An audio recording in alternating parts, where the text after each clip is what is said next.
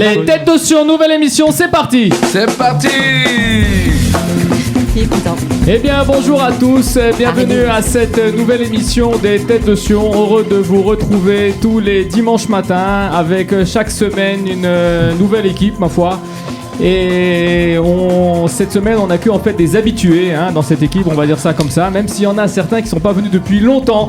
Et on va leur tirer les oreilles, mais à ma droite, si, on s'en t'a pas vu depuis longtemps, mais bon, on est quand même content que tu sois revenu. Voilà, et on a, vous savez quoi, on va faire les présentations. D'abord, donc à ma gauche, il est venu pour parler de la grande journée de Tzedaka de Kalita.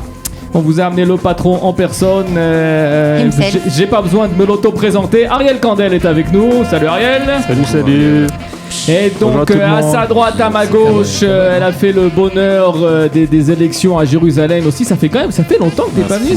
Ça fait quelques semaines. Non, je pense que ça fait. Elle est assortie au décor. J'ai fait exprès, c'est pensé. Elle est assortie au décor. Sabrina Moïse est avec nous. Salut Sabrina. Salut. À ma droite, donc je vous l'ai dit en ouvrant cette émission, ça fait un bon quelques mois quand même. Vous m'invitez pas, donc je Ah d'accord, voilà, c'est ça. Ça doit être ça. On va en parler à la production. On va en parler à la production. Maître Joël Burstein est de retour dans ce panel. Voilà, et donc pour arbitrer tout ça avec moi, il est toujours là à sa place. Il cache la chemise là. On a mis là. On a chaud. Magnum. On a chaud. C'est ça. Il a chaud quand même. Il a toujours la chemise de compétition. Chemise fraîche. Exactement. Eric Benisti est avec nous. Qui va vous parler du coronavirus. Sur ta chemise, c'est des bouchons de vin. Émission spéciale coronavirus. C'est des non mais souches ça devrait être la première question ça. C'est Moi quoi? Je dis que c'est des bouchons de bouteilles de vin ça. Ouais, je sais pas si on peut faire un close-up. Tu dis c'est des bouchons de bouteilles de vin. Non, c'est des troncs d'arbres coupés dans le. C'est des troncs d'arbres, voilà. C'est des troncs d'arbres, exactement. Ouais, là on voit un peu mieux. Très bien. Bon, alors en attendant, on va quand même passer à la première question de cette émission. Allez, fait péter. Donc je rappelle le principe de cette émission, très simple, toujours le même. On va poser des questions sur le monde juif, sur le sionisme, voilà, et on va voir aussi un peu de Bible, etc. Mais les questions sont les questions sont très simples, toujours elles peuvent être trouvées par tout le monde. Et donc c'est le principe. Et c'est parti. Alors attention, quel produit a été inventé en 1986 par Yair Dar et Shimon Yahav pour servir par la suite à des millions de gens dans le monde? Oui, c'est connu ça. Ouais, alors c'est quoi? C'est connu. Bah alors, Messenger. C'est pas Messenger. Mais non, produit. C'est un produit, Messenger. Mais non, il a dit produit. C'est un produit, ouais, c'est quelque chose. Ouais. Non, mais Messenger, c'est pas un produit. C'est pas Messenger. C'est un truc électronique. Enfin, un ordinateur. Une application. Non, c'est pas une appli, non. Mais c'est lié au monde de l'informatique. La santé. C'est pas lié au monde de l'informatique. La santé. Ça a un petit rapport avec la santé, La communication. mais pas vraiment. Pas la communication. L'eau. L'eau. Quoi, l'eau? On a inventé l'eau. Non, ça n'a pas de rapport avec l'eau. On s'en sert encore aujourd'hui? À mon avis, oui. Pas sûr. Si, on s'en sert encore Le aujourd'hui. Minitel. Non, il a dit que ça n'a pas rapport avec l'informatique. C'est un petit rapport avec la santé, on va dire. Les masques pour le coronavirus. Avec la pharmacie? Non, pas avec la pharmacie. En quelle année? 86. Alors, en 1986. La carte Coupatrolim. Non. C'est pas la carte. C'était pas la débile. carte vitale. C'est pas la carte Je suis vitale. dans mon trip Excuse-moi, coronavirus. mais c'était pas débile. Ça aurait pu être une belle réponse. Non, c'est un accessoire. Que en Israël. Oui, c'est un accessoire. Voilà. Un accessoire médical. C'est médical. On l'a à la ça maison. sert On l'a à la pour le maison, là, chez soi. Il y en a. Est-ce que c'est pour des cas d'urgence? Il y en a, on s'approche. Une lime à ongles. C'est pas une lime à ongles. C'est pour un cas d'urgence, c'est pour des cas urgents? Non, c'est pour le plus ou Tout le moins monde s'en sert? Tout le monde s'en servait. C'est pourquoi tout le monde? Pas tout le monde. Les personnes Ceux âgées. qui ont une barbe sont serveurs. Les enfants, les bébés. Une barbe, Les bébés. c'est pas bête, mais c'est pas les bébés, pas les enfants. Alors Mais une barbe. Les vieillards. Les religieux. Non. Quelque chose pour les barbus. Non, pas pour les barbus, mais Pour les ça, moustachus. pour les poilus. pour les poilus, tout à Un fait. truc à épiler. Oui, Sabrina, va jusqu'au bout. Le laser Non, définitif. Un truc à épiler. C'est un truc à épiler, mais quoi? Le laser à épiler. Donnez-moi. Oui, truc à épiler. La cire. Mais ça s'appelle non. Dépile machin là. C'est un appareil. L'épilatif. Épilady. C'est l'épilédie. Bonne réponse de maître. Messieurs, Joël dames. Burstein. Exactement. Ouais, je lui ai donné. Grand spécialiste dans les poilus. Je lui ai donné. Donc, Pas décisive. quelle pilosité. Putain, mais t'as vu? Ça, c'est clair. Exactement. Vous êtes mis un peu tous sur la Ça fait voie. partie des 30 J'ai inventions confondu israéliennes. Israélienne, exactement. Et le pilates. L'épilateur. ça n'a rien à voir. L'épilateur Epilady a donc été développé par Yair Dar et Shimon Yahav. La production commence en 1986 dans l'usine pro du kibbutz Agoshrim. Le produit connaît immédiatement un succès mondial qui nécessite la création d'une filiale à Hong Kong. Plus tard, d'autres sociétés proposeront des produits concurrents, tandis que la société mère est impliquée dans des batailles juridiques sur le brevet. Mais tous ces nouveaux produits ne réussiront pas à atteindre la qualité de l'Epilady israélien. Voilà, vous l'avez à l'image. C'est une invention israélienne, comme j'ai dit, utilisée par des millions de gens dans le monde, en l'occurrence des femmes. Je sais pas, moi, à mon avis, aujourd'hui, c'est plus à la mode. Aujourd'hui, les hommes, il y a plein de hommes, il y a des. Je pense, je sais pas. Je pense pas que les mecs fassent ça quand même, ça fait très très mal. Je sais pas, moi j'ai pas tenté, mais. Eric, t'as tenté l'Epilady ? Non, je parle que du coronavirus. Ouvre ta chemise, on va voir, ouvre ta chemise. C'est tenté. Moi, si je fais la pub pour l'Epilady. Moi, je pense que Qualita pourrait te financer une petite Epilady. Écoute, déjà, ils m'ont financé un mug. Effectivement, bon, c'est déjà pas mal. Bon, alors la première, vous l'avez trouvée, on passe à la deuxième. Allez, fais péter. Alors la deuxième question, on va rester toujours en Israël. Je pleurais non plus. Tu voulais dire Epilady, t'es comme ça. Le truc là, tu m'as fait rire. On reste parce qu'elle croyait que c'était les mimes, elle croyait que c'était un jeu de mimes en fait. Oui, mais c'était pas. Non, c'était pas. Alors écoutez-moi la deuxième question. En décembre 1949, un accord d'échange commercial a été signé entre l'État d'Israël et la Finlande. Ouais. Qu'a échangé l'État d'Israël et contre quoi ? Des armes. Non, pas des armes. Ils ont reçu des armes. L'agriculture. Alors, Israël a donné de l'agriculture, oui, quoi ? Pas difficile, hein. Des tomates. Des moissonneuses batteuses. Pas des tomates, non. Le goût à des oranges. Des oranges, ouais, d'accord. On a donné du jus d'orange à la Finlande et en échange, qu'est-ce qu'on a reçu ? Donc pas d'armes. Hein ? Est-ce que c'est technologique Non, c'est pas technologique, non. C'est de la nourriture. Des bateaux. Non, pas de la nourriture. Des voitures. Non. Une gratitude sans fin de la Finlande. Des autobus. Non, c'est pas des ça. trains. C'est de la nourriture ? Non, c'est pas de la nourriture. Est-ce que c'est de rapport au transport ? C'est pas de rapport avec les transports. Est-ce que c'est en rapport avec en quoi ça peut être ? Les armes non plus ? Attends, on a trouvé les oranges, mais non, on va pas trouver aussi les Du choses. tissu, du coton, c'est pas du difficile, hein. tissu. Les Finlandais ? Ah, c'est pas des crackers, des habits, des uniformes. J'ai pas dit que c'était spécialement finlandais, quoi, mais c'est des choses qui viennent très souvent. Qui servent à tout le monde. Des blondes. De la Scandinavie, on va dire, hein. Des blondes. Ah, du fromage. Non. Non, il a dit que c'est pas de l'alimentaire, pas de l'alimentaire. Des blondes. Des bois, ça va. En rapport. Je sais pas, des mauvaises. Je sais pas. Kiki, Heureusement que c'est Sabrina qui a dit ça. C'est pas alimentaire. Hein ? Alimentaire ou pas ? C'est pas alimentaire, non. Des vêtements. Ça sert tous les jours. Ça sert tous les jours. Et ça a servi à la population. Il y en avait pas en Des Israël. chaussures. Tout le monde s'en sert tous les jours, plusieurs fois par jour. La brosse à dents. entier. Ikea. Ah, c'est pas loin, mais quoi ? Des meubles en bois. Oui, mais quoi ? Du bois. Non, Des pas lits. mais. Des scies pour le bois. Des outils. C'est pas vraiment un meuble. Mais ça vient. C'est en cuisine, bois. en cuisine. C'est en bois. Cuisine. Non, c'est quoi ? Des cercueils. Plus simple. Des cintres.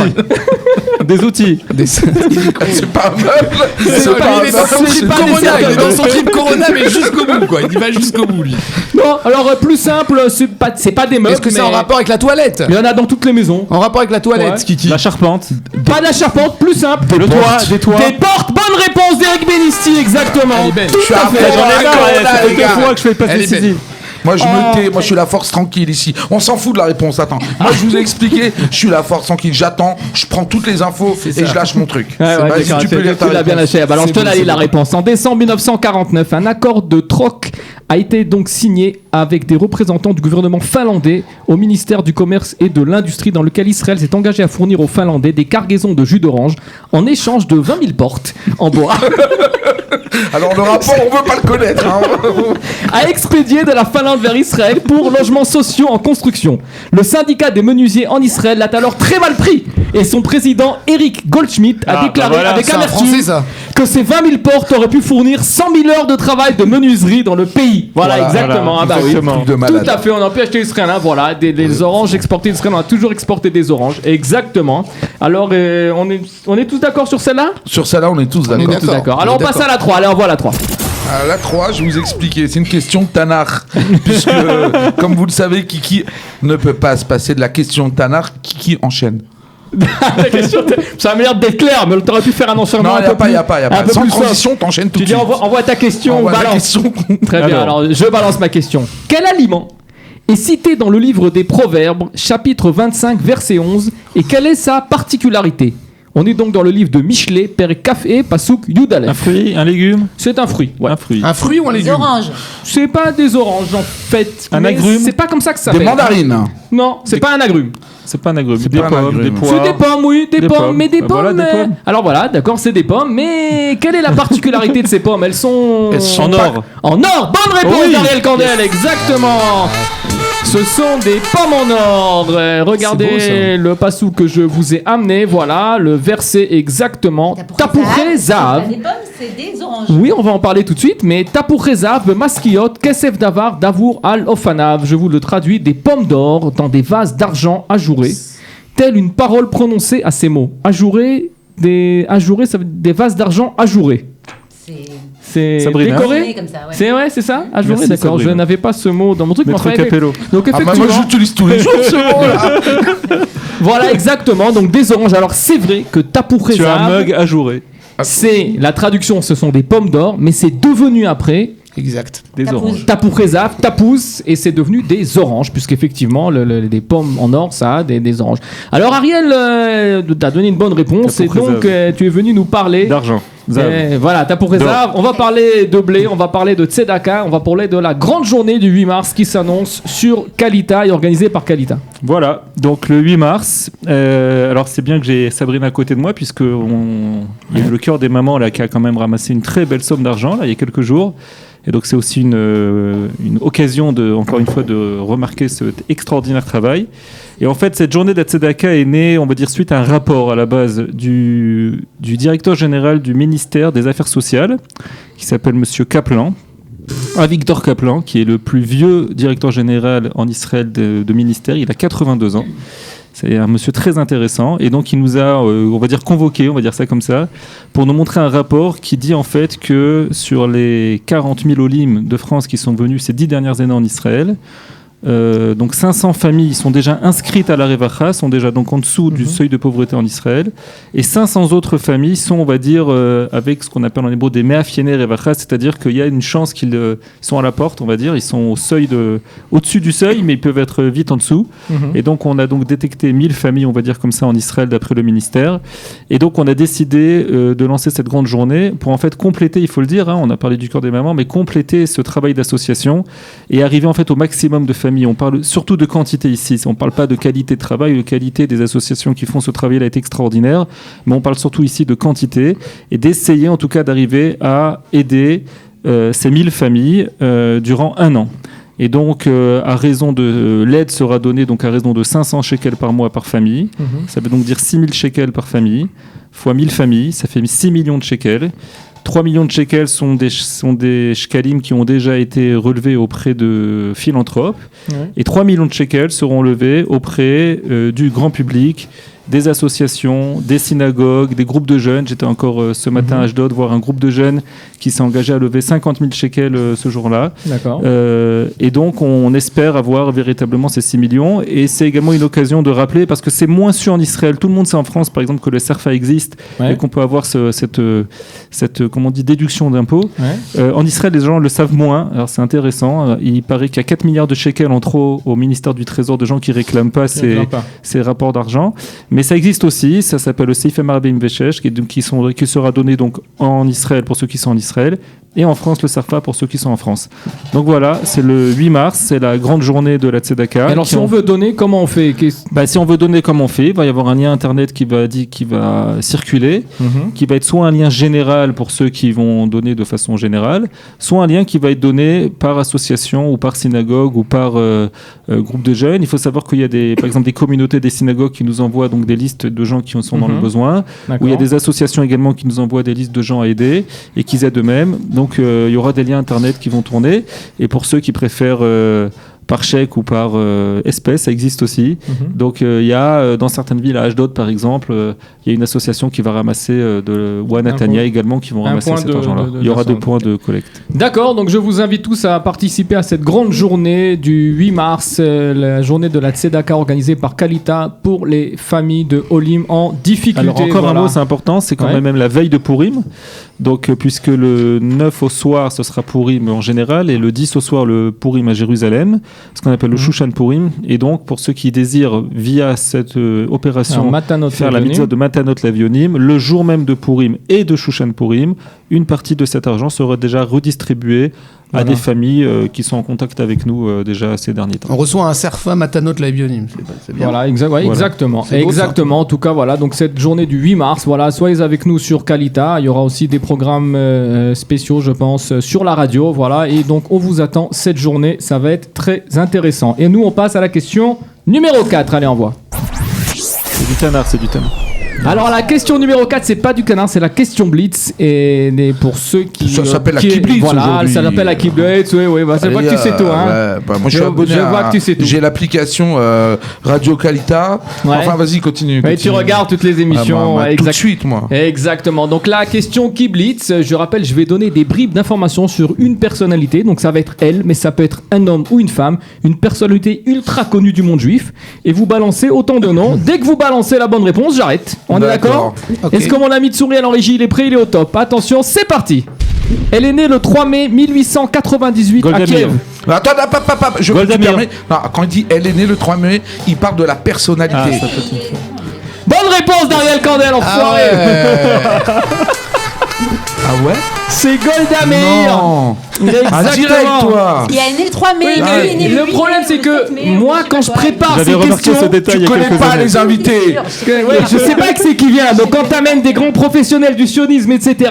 Alors je vais quand même vous donner les autres pour le sport. Elle est né le 3 mai donc 1898 à Kiev et meurt le 8 décembre 1978. J'aurais peut-être pas dû commencer par ça. Sa famille nombreuse est juive ashkénaze non pratiquante mais traditionnaliste. Vivant aux États-Unis, sa mère est épicière et son père est cheminot. Hein, il faut le savoir ça. Elle a 2 enfants. C'est comment il s'appelle? Je sais pas. Ah non, T'as tout cassé. Menachem et Sarah, d'accord. Le 23 mai 1921, elle arrive en Palestine à bord. Alors écoutez-moi bien, on va faire ça. Puisque t'as trouvé, quel est le nom du bateau à quel Le Corona.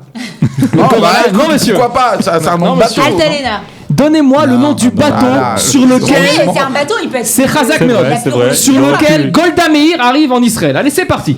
On n'a pas prévu. C'est un nom juif. C'est pas un nom juif. C'est pas un nom C'est juif. français. C'est pas français non plus. C'est américain. C'est un rapport avec les États-Unis, ouais. Titanic. Non, c'est pas le American Titanic. quelque chose. Non, pas Américain quelque chose. Mais un Hein truc- Let my people Gold go. quelque chose. Quoi? Gold. Non. Let my people go. Non. C'est un... Un rapport C'est avec un nom en l'Amérique. anglais? C'est un nom Liberté, anglais? Zion. chose, Liberty. Zion. Le nom, c'est pas vraiment de l'anglais le nom, mais c'est un rapport avec les États-Unis. C'est un nom. Oncle Sam. Modus Uncle Sam. Non. Alors, c'est un rapport avec quoi aux États-Unis?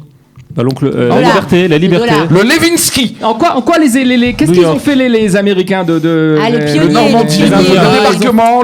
Ils ont fait au cinéma. C'est un rapport avec le cinéma. Hollywood. C'est un rapport avec le cinéma. Le Metro Goldwyn Mayer. Je vais vous mettre encore sur la voie. C'est un rapport avec Walt Disney. Le Werner. Non.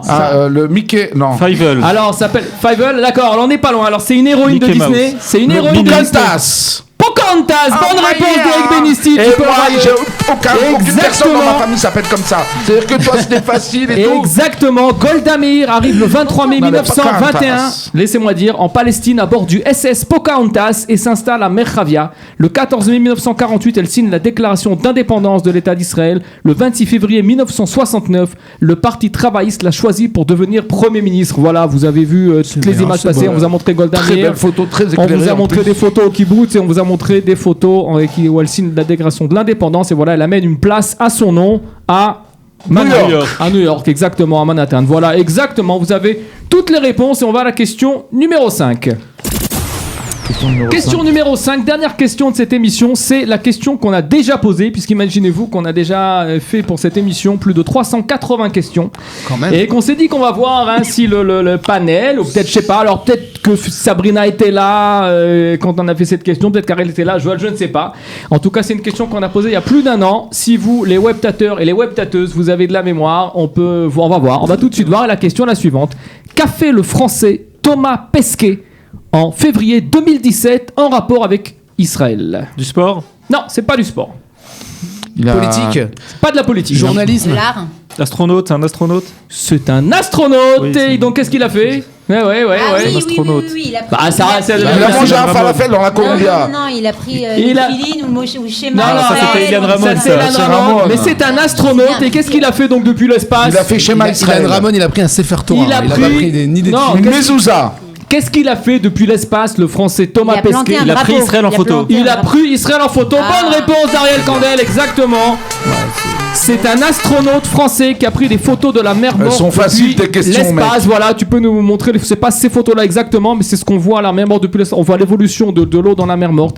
D'après un article paru à l'époque dans le mondejuif.info le 20 février 2017, donc il y a presque un an. Il a l'air jeune. Hein. L'astronaute. Frère.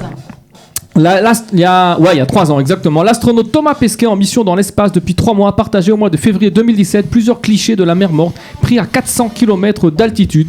L'astronaute français est suivi par plus d'1 million d'abonnés sur Facebook, 347 000 followers sur Twitter, etc., etc. Selon les experts, la mer morte pourrait être totalement asséchée d'ici 2050. Sa dégradation a commencé dans les années 1960. La Jordanie et la Syrie ont commencé à détourner l'eau du Jourdain, sa plus importante source d'eau. Le niveau de la mer morte baisse environ d'1 mètre par an. Je sais pas, cette année ça va peut-être un peu augmenter parce qu'on va peut-être ouvrir Non, le. ça va pas augmenter. On va C'est Louvre. Mais si on ouvre le Seker Le des barrage. Gagnants Ça va le pas Kinneret, Ça va je sais pas. Non.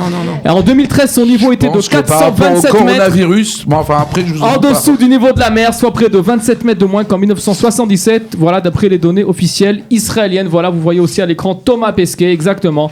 Et ben voilà, on a fait les 5 questions de cette émission. Donc je remercie dans l'ordre, pour finir cette émission, Ariel Candel qui est venu parler de la grande journée de 8 mars. Je remercie, tu peux envoyer le générique quand tu veux, mon pote Souriel, exactement. Voilà, il l'a fait avec un petit, mais il a C'est compris. réveillé. Je remercie Sabrina Moïse qui est revenue dans cette émission, maître Joël Bursnard qui après des mois d'absence nous a fait le plaisir aussi de participer. Et avec son mug, il a pas Avec son parlé du mug. coronavirus, mais Alors écoutez-moi, pour le coronavirus, Oui, ouais, il y a ouais, un truc qu'est-ce qu'il qu'on faut fait faire, faut Ah. d'abord beaucoup boire. voilà, faut beaucoup boire, d'accord. Alors, Les conseils d'Eric Bélisti Alors, sur vous le allez chacun coronavirus. recevoir chez vous à la maison un mug de Calita. Un mug de Calita, Ouais, faites voilà. ça. Oui, oui. Et puis les Chaim. Voilà, à bientôt à tous, bye. Bye Bonne bye. journée. Moi je dis le mug de Calita. il est nickel. 3 minutes. Bon, 3 minutes.